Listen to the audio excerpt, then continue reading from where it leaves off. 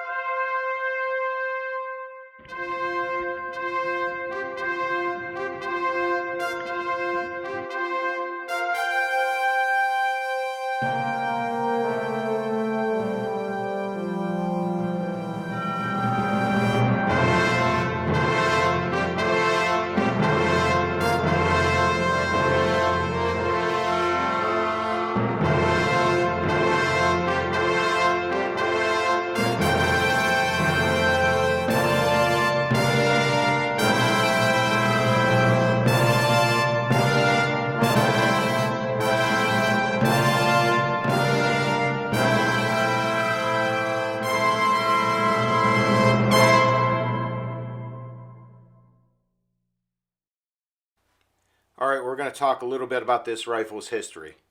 This rifle is called the Lee Enfield, or the Enfield, or the British 303, or as I call it, just a 303. It was adopted for service in 1895. It's a bolt-action rifle with a 10-round detachable magazine and is top-loading through a stripper clip. It was used throughout the Commonwealth nations. In particular, the UK used it up until 1957. Since that time, various other nations used it for a longer period.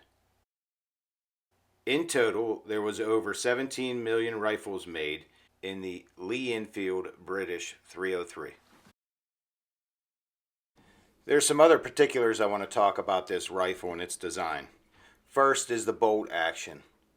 Today, the common bolt action locks at the front of the bolt head. This one locks at the rear. This picture shows a sporterized version of the British 303. Remember how there was over 17 million of these rifles made? This made it very popular for service members after the war to pick up one of these rifles and modify them. They reduced the weight by cutting the stock and sometimes made them more serviceable by changing their sights. This is a picture of me at age 18 with my 303. I was a senior in high school, and I don't remember much about my senior year. I would often skip to go hunting and trapping. But I remember this day like it was yesterday. I had made an incredible shot with that 303, but all that was ever done to sporterize my rifle was to give me a new forend. The bullet diameter for the 303 is .311 or .312 inches. Why is it named a 303 then? That's because it was named after the measurement between the lands, not the measurement between the grooves, as is common with our 308 rifle and others that you're familiar with. This round originally shot black powder. Then later in its service, it was loaded with cordite. And then even later, after its introduction, it was fired and propelled with smokeless powder. The cartridge is a rimmed cartridge. That is what the round headspace is off of. It has a heavy taper, and that heavy taper was designed for ease of use in the bolt action, specifically in muddy and dirty environments like a trench or an artillery crater or a bomb crater. This thing was designed for war, not necessarily hunting. If any of you have served in the military, you know one of the most important things to know about the weapon in your hand is its capabilities and limitations. We're going to do that with this 303. Typically, factories offer cartridges loaded with 2 rounds, 150 grains and 180 grains. We're going to use their published muzzle velocity and ballistics coefficient to determine which round is most effective for us to use on which game we choose to hunt. Then we're going to take that published muzzle velocity and ballistics coefficient to calculate our maximum point blank range, which will allow us to use our weapon in the field and eliminate range estimation errors. Specifically, we're going to punch this information in an online calculator and begin to compare these 2 bullets.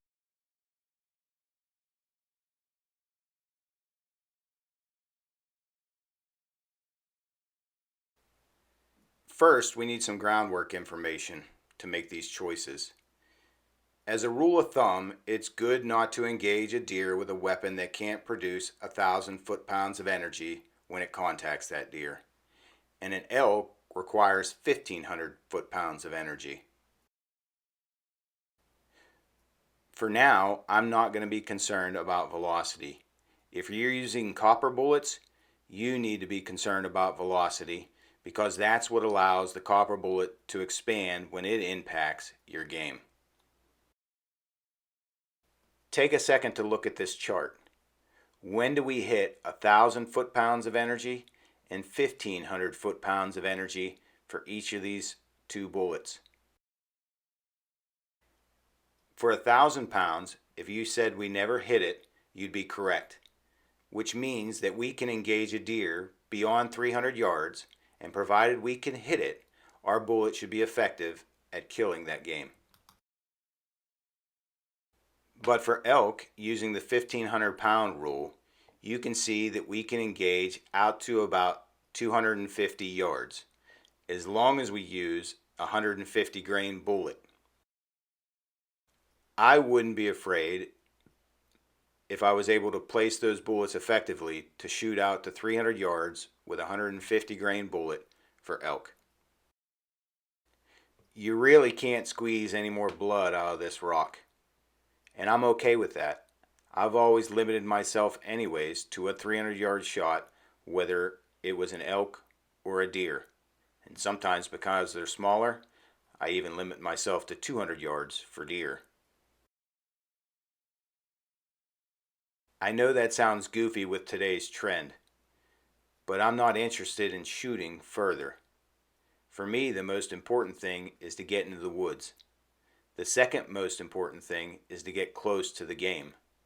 And last is to get the game home. I'm able to do all that with this rifle, knowing its limitations.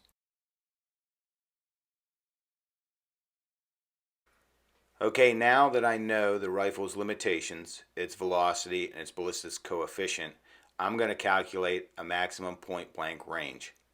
If you're not familiar with that, you can do some research on the internet and figure out what I'm talking about.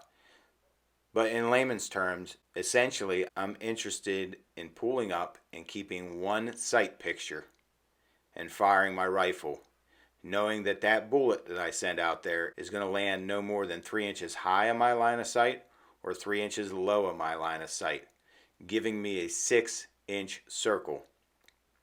For elk, that circle can be larger to get within the kill zone. All of this can be done online by looking up maximum point blank range calculator. You can see here my information for the 150 grain Federal factory ammunition. I can sight my rifle in at 16 yards and have the same point of impact just because of that round's trajectory. And at 253 yards, I'm going to fall below 3 inches of my point of aim. And if you want to do the traditional 100 yard zero, you need to be 2.88 inches high at 100 yards. Okay, so now I know that using the same sight picture, I can hit 3 inches high or 3 inches low out to 253 yards. Now I'm going to look at some ballistics charts to see how to squeeze out that last 50 yards of my rifle's effective range. Okay, for this I went to shooterscalculator.com online. If you look in the chart, you'll see I entered in the BC of my bullet, its weight, its initial velocity, my zero range, and my sight height above my rifle. Remember, I shoot iron sights, so it's a little lower than a scope. That's going to produce a ballistics chart that lets me know how much higher I need to aim in order to hit dead center at 300 yards. Again, I was on shooterscalculator.com. I went in and modified my graph from 0 to 300, and you can see I crossed the zero line at 16 yards and 215 yards, and then at 300 yards my bullet drops 8 inches. This graph may also help you see what I meant about being 3 inches high of my zero and 3 inches low of my zero out to 253 yards. This graph also shows me that if I want to hit zero, I need to aim 8 inches high at 300 yards. And here's a ballistics chart that shows all the information from the previous graph from that same website. All of this information needs to be confirmed on a range. Also keep in mind that my rifle shoots the best without me behind it. Meaning I'm going to introduce my own errors, and if on the range I cannot be effective out to 300 yards, I need to introduce some of my own personal limitations to make this weapon effective. Okay, remember the design of this rifle and that rear locking lug? That can introduce air of headspace problems. I need to be aware of that whenever I shoot so this rifle is effective, but more importantly, so it's safe. Specifically for this rifle, it was designed to change out heads in order to change that headspace. I could buy one that had a longer head length or have one manufactured if I run into problems. Alright, to know more about this rifle, it's got another little quirk, and that is its magazine. The nice thing about this magazine is you can hold 10 rounds, if it's legal, which is a day's worth of hunting ammo that stays quiet right in your rifle. One thing that annoys me about that magazine is that I often carry my rifle in my left hand. I usually still hunt and track, whether it's deer, elk, or bear. And I carry that rifle unslung in my left hand. But the point of balance of that rifle is about half an inch back from that magazine, which makes it awkward to grip. But there's a remedy for that as well. I could go on to riflemagsuk.com and pick up a 5-round magazine that would make that stock a little sleeker. I could also cut down and solder this existing magazine, which I may do at some point. But first, I gotta get this rifle where I want it. Another thing about these rifles is that they had loose chambers. You can see a fired round on the left and a factory load on the right. Notice the difference between my case length. The one on the left has formed to my chamber. The one on the right was made with SAMI specs. This extra stretch of the case can limit the case life, especially when reloaded with a high charged round. Now I like to reload the way most people do, but this 303 got me into reloading, and you see here what I did it with. This is a Lee loader kit. That kit gives you some specifications and some load data. Typically that load data is on the lower end of the charge rates, which is a good thing for extending case life. But this little kit gives you everything that you need and everything I needed as a young teenager to reload and keep rounds around for my British 303. And the rounds were effective enough in the field. Now I know what some of you are saying. What the heck is he going through all this problem for? Just go get yourself a new rifle. Well, the truth is I've got new rifles, but I've also got those broken ribs I talked about. And I've got time, and I'm going out of my mind. So I want to fix up my 303 so I can use it in the woods again. And plus, working on it gives me a sense of pride of taking it from what it looks like here to something newer and better that I can look down at in the woods and be happy I carry it. And lastly, don't be judgmental.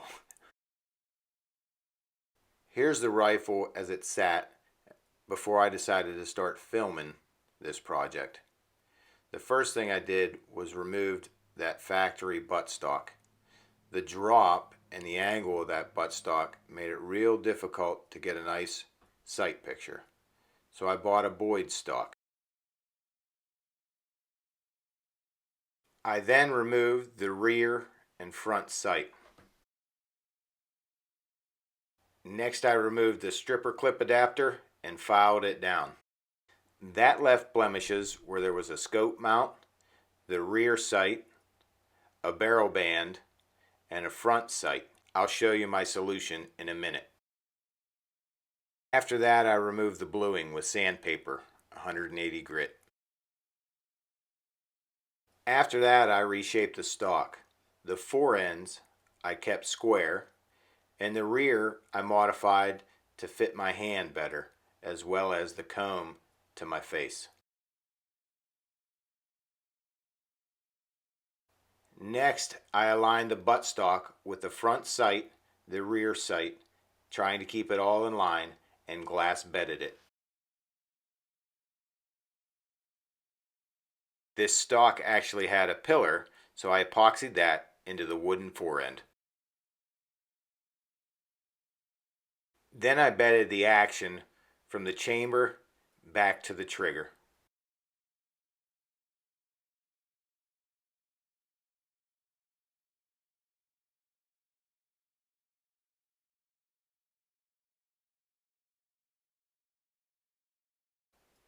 Then I rebedded because there was a void. Here's the bedded action after rebedding. You can notice the release agent is still on the chamber portion of that stock.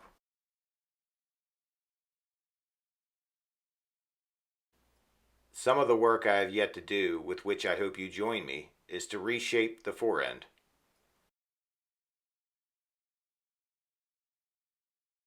I need to relieve the barrel channel so the barrel is free floating.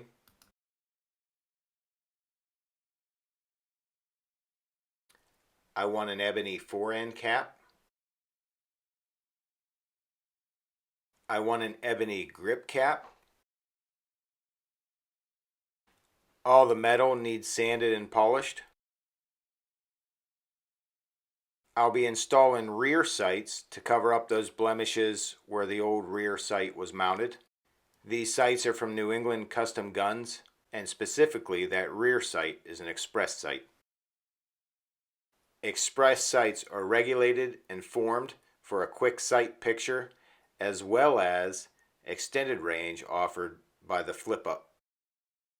The front sight will be soldered on to cover that old slot, and it specifically has a ramp and a fiber optic bead for low light when I'm tracking. Remember the blemish on the front barrel? That'll be covered by a rifle sling band as well as a 2-screw rifle sling base. Finally, I'll polish and re-blue all my steel and stain and finish my buttstock and fore end to match. Thanks for watching. I really hope you stick with me through the rest of the project. And remember, be still and downwind.